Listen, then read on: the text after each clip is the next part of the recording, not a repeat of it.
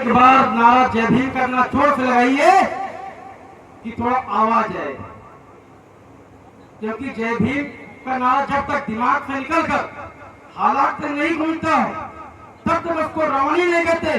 जो जय भीम ना बोल सके उस जवानी को जवानी नहीं कहते।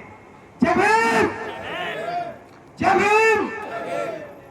सर्वप्रथम करुणा के सागर व दया के भंडार गौतम बुद्ध जी के चरणों में नमन करते हुए, गूंगों को जुबान देने वाले, पैरों को कान देने वाले, भारत को बहुत ही अच्छा संविधान देने वाले परम पूज्य डॉक्टर भीमराव अम्बेडकर जी के चरणों में नमन करते हुए, बहुजन समाज में सभी संतों, गुरुओं, सभी महापुरुषों के चरणों में नमन करते हुए और मंच पे हमारे जितने भी मंचासीन पदाधिकारी बैठे हैं सभी साथियों को तहे दिल से जय भीम करता हूँ।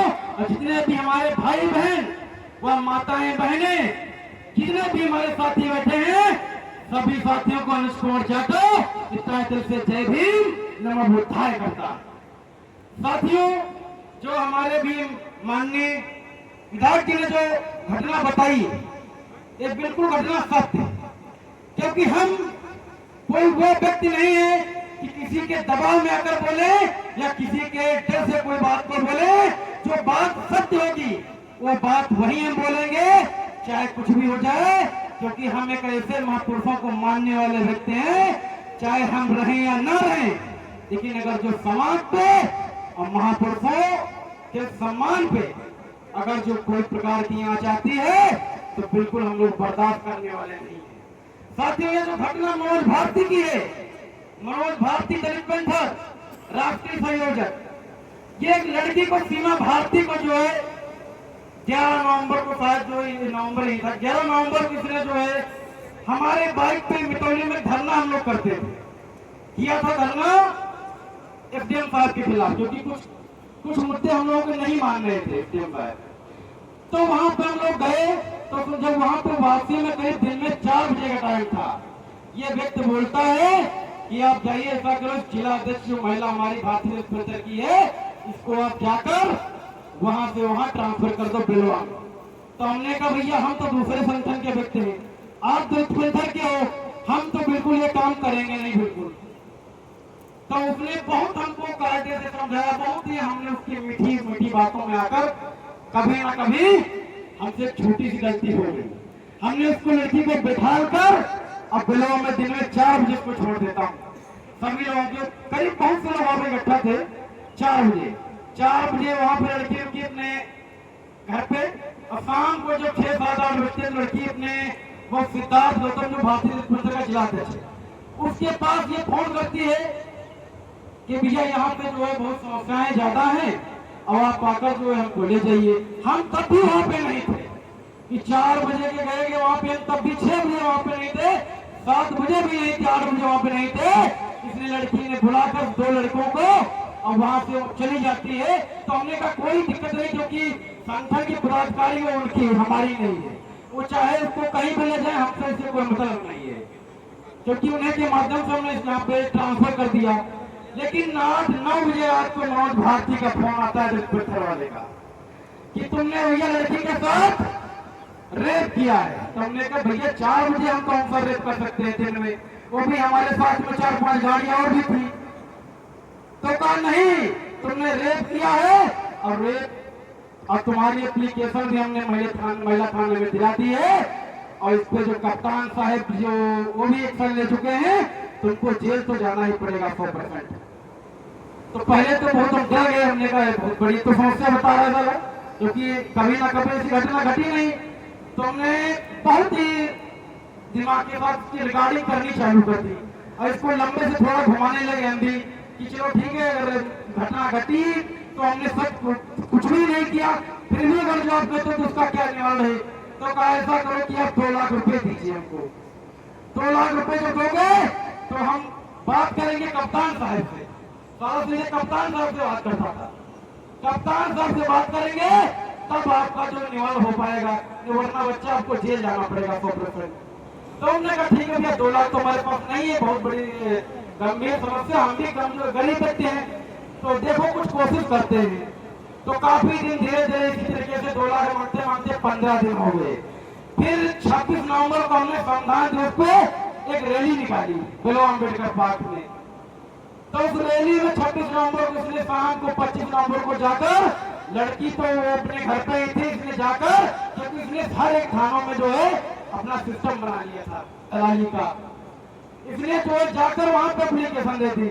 26 को शाम को जब हम रैली करके जब घर को वापस आते हैं तो प्रशासन के लोग हमको बुलाते हैं कि भैया भैया यहाँ पे आप आइए, आपसे मिलना चाहते हैं। तो हमने कहा कोई बात नहीं, वैसे भी लोग मिलते रहते हैं, प्रशासन के लोग, जाकर हम मिलते हैं।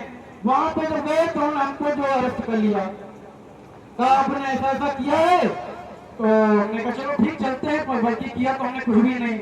वहां पे जब हम जाते हैं तो ऐसा साहब थे दयाशंकर त्रिवेदी, बहुत अच्छे से साहब, तो उन्होंने पूछा सच घटना बताइए क्या है।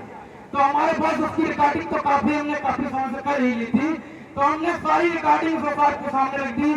हमने कहा सर ये पूरी सच्ची घटना है, आप गांव में भी जाकर इस चीज की जो है छानबीन कर सकते हो और आप कहीं नहीं गम, क्योंकि जो व्यक्ति 4 बजे दिन में लाकर, पहली बात तो कोई रेप हो नहीं सकता है। दूसरी बात तो ये कि हमारे साथ में 4 गाड़ियां और भी थी, वो भी लोग हमारे साथ में, सभी लोग गवाही देने के लिए तैयार हैं। ये व्यक्ति 8 बजे 9 बजे रात को फोन करता है। हमने कहा ऐसा तो कहीं नहीं कि इसका दलित मंच का जिला अध्यक्ष और दूसरा जो लड़का था उसी ने रेप किया हुआ, हमको फांसने की कोशिश कर रहे हो। तो कहा ये भी हो सकता है। तो साहब ने कहा, उन्होंने कहा आप इस पे जांच कर लीजिए।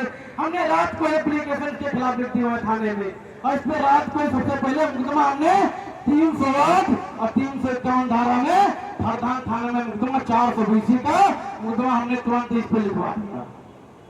हमने कहा समय अगर जो बेकार करते हैं तो सारा नुकसान हमारा हो जाए। फिर ये सुबह बहुत हीरो बन के आता है, जबकि 2 लाख रुपए इसको हमसे लेना था। बहुत हीरो बन के आता है, कहता कि इसो साहब को पूरी सच घटना तो पता ही थी, तो इसो साहब इसको इतना डांटते हैं, कहते हैं तुमको शर्म नहीं आती, छोटे बच्चे से 2 लाख रुपए मांगते हो, रेप की घटना में फंसाने की कोशिश करते हो, इसको तुरंत वहां से भगा देते हैं थाने से। तो साथियों ऐसे जो दलाल मक्कारों से हमारे गौतम समाज के, जो बहुजन समाज के लोग यहाँ पे बहुत जल्दी गुमराह हो जाते हैं। कोई भी व्यक्ति, आजकल हम लोगों में तो एक बहुत बड़ा सिस्टम खराब हो चुका है कि कोई भी व्यक्ति बाबा साहब की स्टेचू लेकर आ जाए, हम लोग उसको भगवान मान लेते हैं। सबसे बड़ी यही मूर्खता है। हमने भी यही मूर्खता की, मनोज भारती के साथ में कुछ दिन रहकर हमने भी जो है बहुत बड़ी दिक्कतों का सामना हमको भी करना पड़ा। बिल्कुल आप जो है किसी पे भरोसा मत करिए, भरोसा उसी पे करिए जिसको आप अच्छे तरीके से जानते हैं।